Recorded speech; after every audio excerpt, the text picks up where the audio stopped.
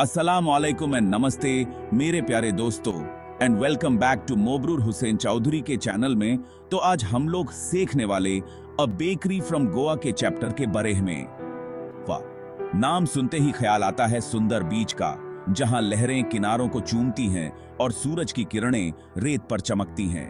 रंगीन संस्कृति का, जहां हर त्योहार में संगीत, नृत्य और हंसी की गूंज होती है, और स्वादिष्ट खाने का जो हर किसी के दिल को भा जाता है। लेकिन गोवा के दिल में एक खास याद छिपी है, पारंपरिक बेकर्स की याद, जो पीढ़ियों से अपनी कला को संजोए हुए हैं। ये बेकर्स सिर्फ रोटी बनाने वाले लोग नहीं थे। वे अपने हाथों से आटा गूंथते, उसे प्यार से आकार देते और फिर उसे ओवन में बेक करते थे। वो गोवा के जीवन का एक अहम हिस्सा थे। हर सुबह ताजगी भरी रोटियों की खुशबू से घर घर को महकाते थे। उनकी जिंदगी समाज से जुड़ी हुई थी। हर घर में उनकी रोटियों का इंतजार होता था और हर त्योहार में उनकी मौजूदगी अनिवार्य थी। लुसियो रोड्रिग्स अपने निबंध अ बेकर फ्रॉम गोवा में हमें एक साधारण से समय में वापस ले जाते हैं, जब बेकर्स का समाज में एक विशेष स्थान था। वो इन बेकर्स और गोवा के समाज में उनकी जगह की एक जी जान से भरी तस्वीर पेश करते हैं। उनके शब्दों में वो सादगी और अपनापन झलकता है जो आज के समय में दुर्लभ है। वो इन बेकर्स की मेहनत, उनकी कला और उनके समर्पण को बखूबी दर्शाते हैं। उनकी कहानियों में वो खुशबू है जो ताजगी भरी रोटियों से आती है। उनके शब्दों के जरिए हम एक ऐसे गोवा के नजारे, आवाजें और खुशबुएं महसूस करते हैं जो धीरे धीरे लुप्त हो रहा है। वो गोवा जहां हर गली में बेकर्स की दुकानें होती थीं और हर घर में उनकी रोटियों का स्वाद होता था। आज भी कुछ बेकर्स अपनी परंपरा को जीवित रखे हुए हैं, नई पीढ़ी को सिखा रहे हैं ताकि ये कला कभी खत्म न हो। ये बेकर्स सिर्फ रोटियां नहीं बनाते, वो यादें बनाते हैं जो पीढ़ियों तक जीवित रहती हैं। उनके बिना गोवा का स्वाद अधूरा है। गोवा के बेकर्स की ये कहानी हमें याद दिलाती है कि असली खुशी छोटी छोटी चीजों में होती है और वो चीजें हमें हमारे अतीत से जोड़ती हैं। सोचो, सुबह सुबह बेकर के साइकिल की घंटी की आवाज से उठना। यह आवाज एक मीठी याद दिलाती है, एक समय जब हर सुबह एक नई शुरुआत का प्रतीक होती थी। उस आवाज का मतलब था एक नए दिन की शुरुआत, एक ऐसा दिन जो संभावनाओं से भरा हो। सूरज की पहली किरणें जब गांव पर पड़ती थीं, तो ऐसा लगता था मानो पूरा गांव जाग उठा हो। एक ऐसे दिन की जो ताजी गर्मा गर्म रोटी के वादे से भरा हो। ताजी रोटी की महक जो ओवन से निकलते ही हवा में फैल जाती थी, हर किसी के दिल को छू जाती थी। बेकर सिर्फ रोटी नहीं पहुंचा रहा होता था, वो खुशी बांट रहा होता था। हर दरवाजे पर उसकी दस्तक एक नई उम्मीद लेकर आती थी। वो खुशी बांट रहा होता था। बच्चों के चेहरे पर मुस्कान, परिवार के सदस्यों की खुशी, ये सब उस ताजी रोटी की वजह से था।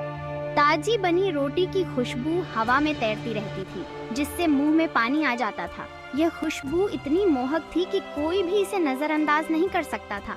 ये एक ऐसी खुशबू थी जो पूरे मोहल्ले को जगा सकती थी और लोगों को एक साथ ला सकती थी। यह खुशबू एकता और सामुदायिक भावना का प्रतीक थी और लोगों को एक साथ ला सकती थी। मोहल्ले के लोग एक दूसरे से मिलते, बातें करते और इस ताजी रोटी की खुशबू का आनंद लेते। यही गोवा के बेकर का जादू था। उसकी मेहनत और प्यार से बनी रोटी हर किसी के दिल को छू जाती थी। यह सिर्फ रोटी नहीं थी, यह एक अनुभव था, एक भावना थी जो हर किसी को जोड़ती थी। गोवा के हर विलेज में बेकर एक जाना पहचाना चेहरा होता था। वो एक साधारण आदमी होता था, कबाई, ढीली ढाली कमीज और हाफ पैंट पहने हुए। उसका चेहरा अक्सर बाहर काम करने की वजह से टैंड होता था। लेकिन भले ही उसके पास अच्छे कपड़े ना हो, लेकिन वो अपने प्यार और दयालुता से सबको खुश रखता था। वो सबको नाम से जानता था और उसके चेहरे पर हमेशा एक मुस्कान होती थी। वो सबका दोस्त था, उनकी रोजमर्रा की जिंदगी में एक सुकून देने वाली हस्ती। बेकर का दिन सूरज निकलने से पहले ही शुरू हो जाता था। वो आटा गूंथता था, रोटियां बनाता था और उन्हें लकड़ी के ओवन में बेक करता था।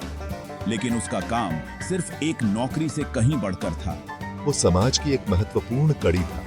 उसकी रोटी उनके खाने का एक जरूरी हिस्सा थी।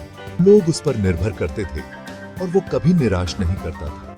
वो कड़ी मेहनत, समर्पण और सेवा का प्रतीक था। त्योहार और जश्न, हर मौके के लिए रोटी। कोई भी गोवा का जश्न बेकर की खास रोटियों के बिना पूरा नहीं होता था। शादी से लेकर क्रिसमस तक बेकर हर महत्वपूर्ण कार्यक्रम में अहम भूमिका निभाता था। रंग बिरंगी आइसिंग से सजी मीठी ब्रेड खास मौकों के लिए बनाई जाती थी। इन ब्रेड की खुशबू हवा में तैरती रहती थी, जो उत्सव की खुशी को दोगुना कर देती थी। बेकर की रचनाएं सिर्फ खाना नहीं थीं, वो गोवा की संस्कृति और परंपरा का एक अभिन्न अंग थीं। भाग 6, बदलता परिदृश्य, आधुनिकता और उसका प्रभाव। हालांकि समय बदल गया। आधुनिक बेकरी उभरी, जो ब्रेड और पेस्ट्री की एक विस्तृत विविधता प्रदान करती थीं। पारंपरिक लकड़ी के ओवन की जगह बिजली के ओवन ने ले ली। दुनिया तेजी से आगे बढ़ रही थी और लोगों का स्वाद बदल रहा था। सुपरमार्केट से पैकेज्ड ब्रेड की सुविधा ने लोगों को उनके स्थानीय बेकर्स से दूर कर दिया। भाग 7, लुप्त होती यादें। जीवन का एक तरीका गायब हो जाता है। अ बेकर फ्रॉम गोवा एक बीते युग की एक खट्टी मीठी याद दिलाता है। यह उस समय की पुरानी याद दिलाता है जब जीवन सरल था। बेकर की साइकिल की घंटी की जानी पहचानी आवाज अब दूर से ही सुनाई देती है।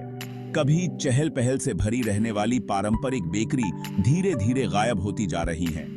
उनके साथ गोवा की संस्कृति का एक हिस्सा, उसके दिल का एक हिस्सा लुप्त हो रहा है। किस तरीके है? भाग 8, विरासत का महत्व, अपने अतीत को संजोना।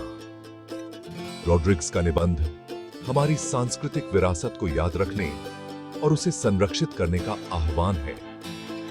यह निबंध हमें यह सोचने पर मजबूर करता है कि हम अपने अतीत को कैसे संजो सकते हैं और उसे आने वाली पीढ़ियों के लिए कैसे संरक्षित कर सकते हैं।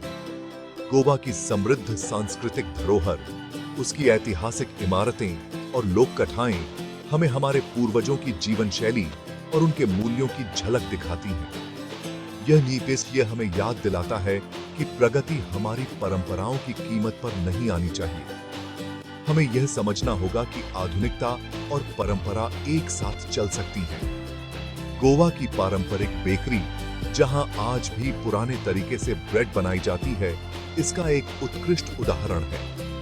यह हमें सिखाता है कि कैसे हम अपनी जड़ों से जुड़े रह सकते हैं, भले ही हम आधुनिकता की ओर बढ़ रहे हों। हमें उन रीति रिवाजों और परंपराओं को संजो कर रखना चाहिए जो हमें अद्वितीय बनाते हैं। गोवा की पारंपरिक शादियाँ, लोक नृत्य और हस्तशिल्प बाजार हमें हमारी सांस्कृतिक धरोहर की याद दिलाते हैं। ये परंपराएं हमें एक समुदाय के रूप में जोड़ती हैं और हमारी पहचान को मजबूत करती हैं। हमें यह सुनिश्चित करना चाहिए कि ये परंपराएं जीवित रहें और आने वाली पीढ़ियों को भी इनका अनुभव हो सके। यह सुनिश्चित करना हमारी जिम्मेदारी है कि आने वाली पीढ़ियां हमारे अतीत की समृद्धि का अनुभव कर सकें। जब हम अपने बच्चों को पारंपरिक शिल्प सिखाते हैं या उन्हें हमारे पूर्वजों की कहानियां सुनाते हैं, तो हम उन्हें हमारी सांस्कृतिक धरोहर से जोड़ते हैं। यह न केवल उन्हें हमारे अतीत के बारे में सिखाता है, बल्कि उन्हें हमारी संस्कृति के महत्व को भी समझाता है। वास्तव में अपनी विरासत को संरक्षित रखना हमारी पहचान और सांस्कृतिक समृद्धि को बनाए रखने के लिए महत्वपूर्ण है। यह हमें हमारे अतीत से जोड़ता है और हमें यह याद दिलाता है कि हम कौन हैं।